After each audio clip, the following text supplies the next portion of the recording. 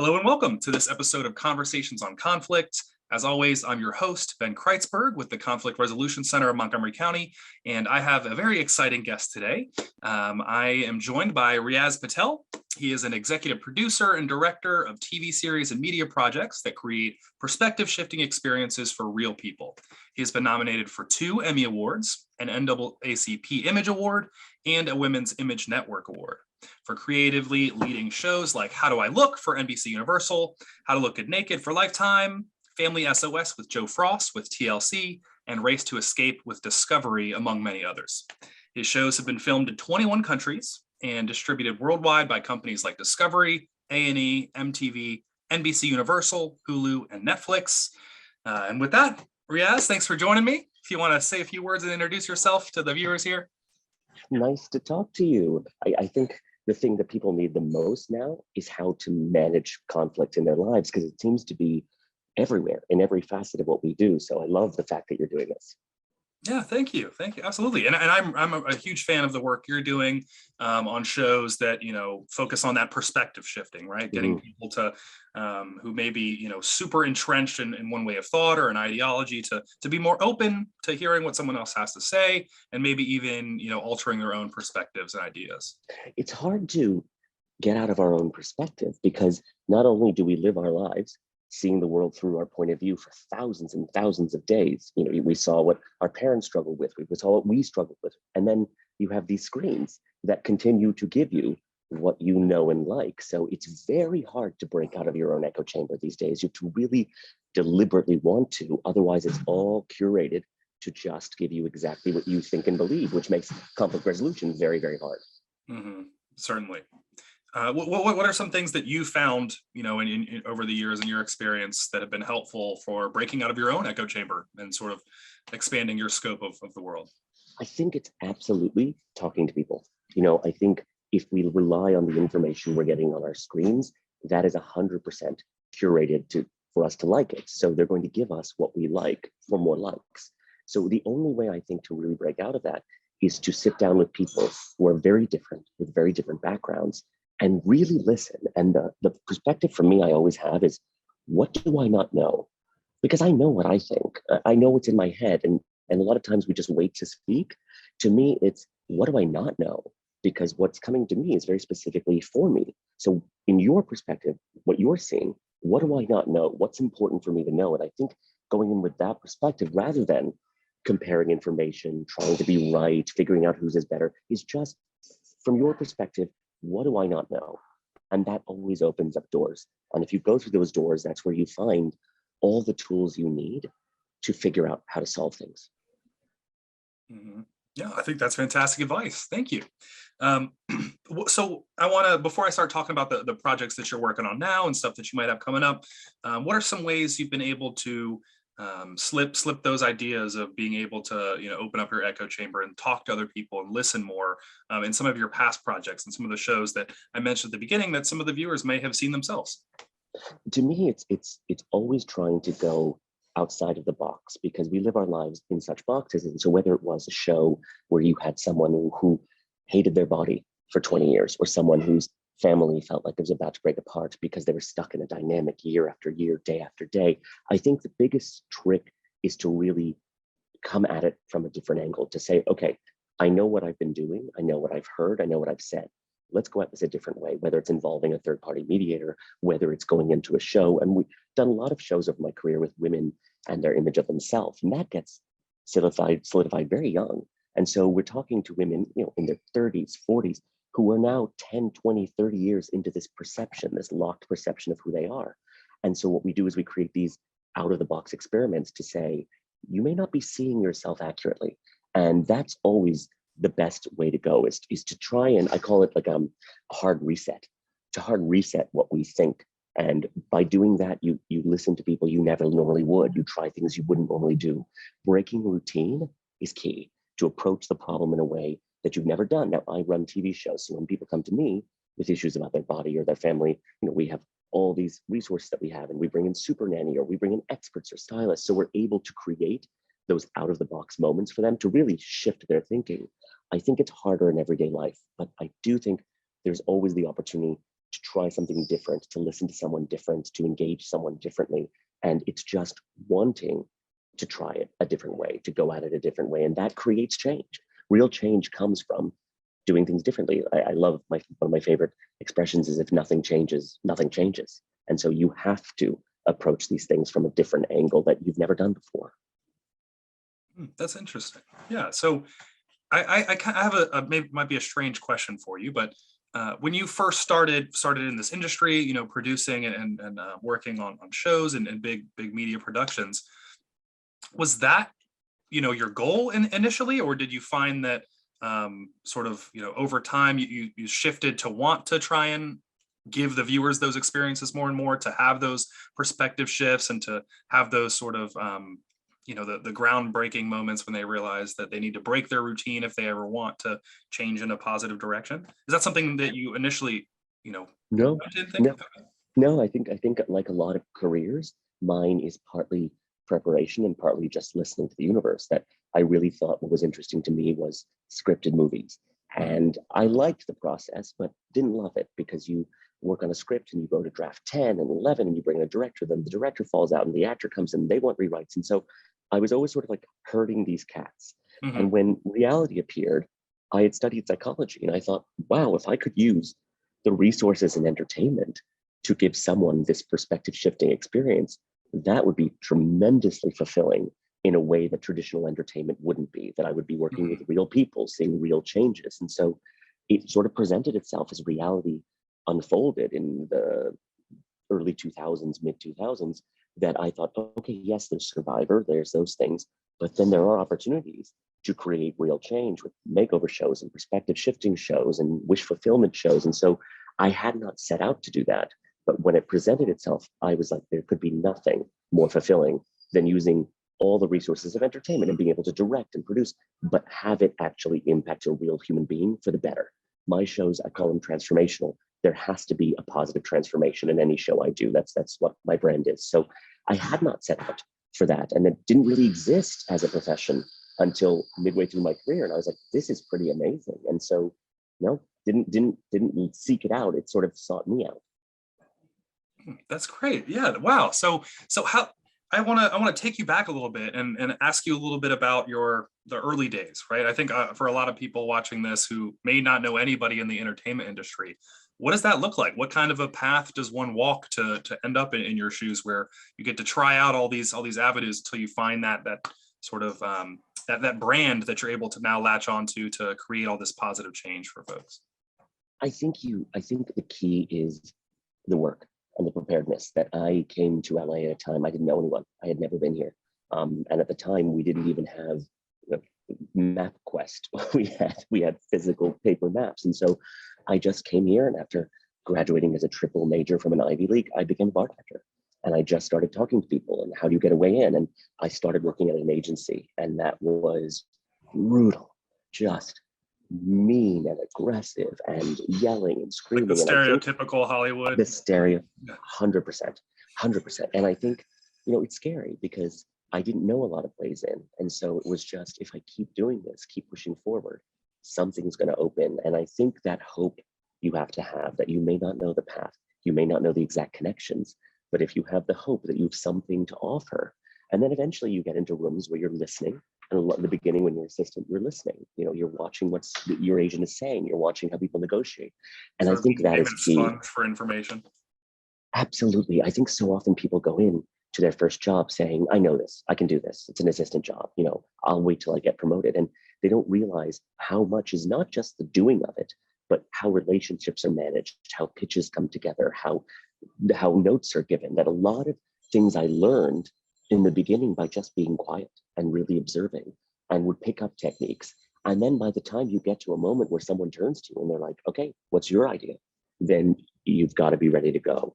And I think that takes a tremendous amount of preparation and faith. I always tell people, a network based on me in a room gives me millions and millions of dollars on pure faith, because I can't prove to them it's going to work. I can't give them numerical proof. And by the time it airs, all the money's spent. So it really is about conveying to them that problems will come up, but I can easily navigate that. You have to inspire the confidence. And to me, it really is about faking it. But of course, I'm terrified. I have a big project next week, and I'm already not sleeping at night. But when I'm in the room with my team or the funders, I can't do that. I can't show that. So it is a little bit about, we're all faking it to a degree, but you need to, because there's so much fear out there that you have to walk in and say, whatever comes up, we'll handle it and we'll be able to move forward. And that confidence is absolutely why they write the check and spend all the money before the thing ever airs. Yeah, I can imagine that's probably a big mental barrier for a lot of people, is trying to build up that confidence to be able to sort of draw the faith out of other people. And no matter who, it's a funny thing, you meet these, you come across these A-list actors, directors, and you think by the time they get to their level, they've got to feel great. They don't. Real artists creating something, there's always insecurity because you don't know how it's going to be received. And so that's always there with some of the biggest producers I know, is the fear of, oh gosh, I hope the audience likes it. I hope they get it. I hope they understand it. So I always tell people, anxiety is not a terrible thing. Nerves are not a terrible thing. They tell us that things are important, that whatever we're focusing on is important. So we don't want those feelings to go away. It's learning how to navigate them. It's learning to be like, yes, I'm anxious. I'm going to move that to the side. I know I'm anxious. Nothing I can do about that. Let me focus on what I can do.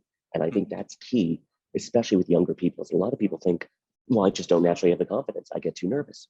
We all do. We all do. It's just the more times you face it, the more easier it is, the more you know it, and the more you're not as afraid of it. Yeah. So, you've been speaking a bit about, sort of the mental barriers that are in place that you need to work on and push through to be able to have that level of success and confidence in yourself. Can you speak to the barriers that come from other people, right? I mean, this is, as talking about conversations on conflict, I can imagine there's all kinds of conflict when it comes to putting together a big production.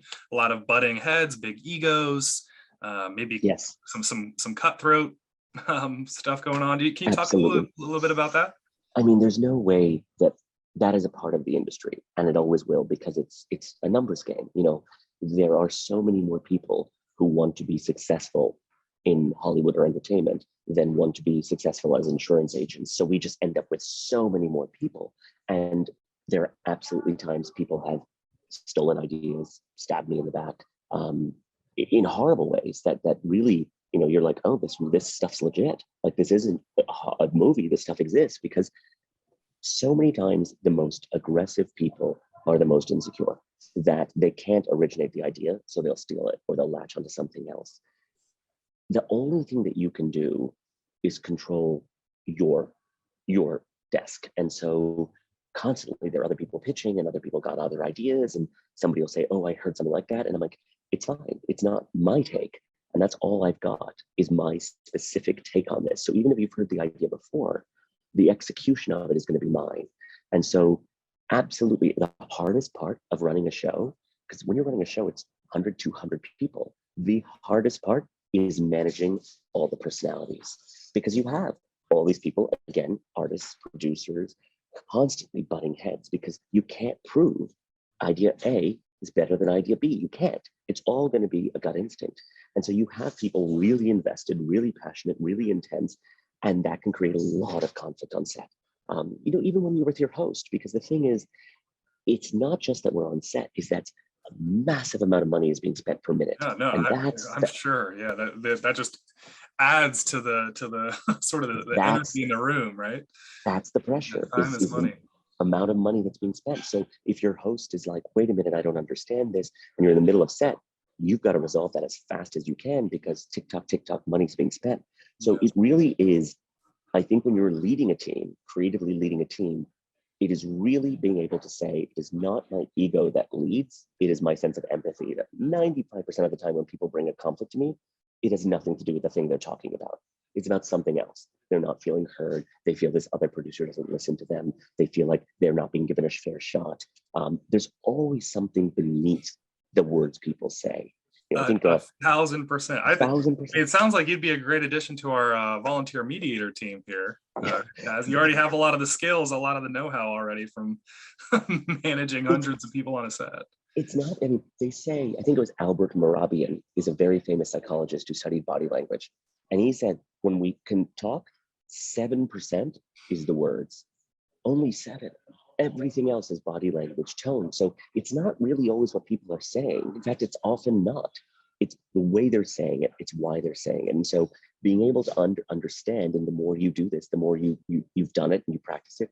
Oh, you're annoyed because you're not getting a moment right now. You're not being heard. So how can I give you that moment while keeping the train running on time? And so really being able to diffuse people's ego, because ego doesn't get us anywhere.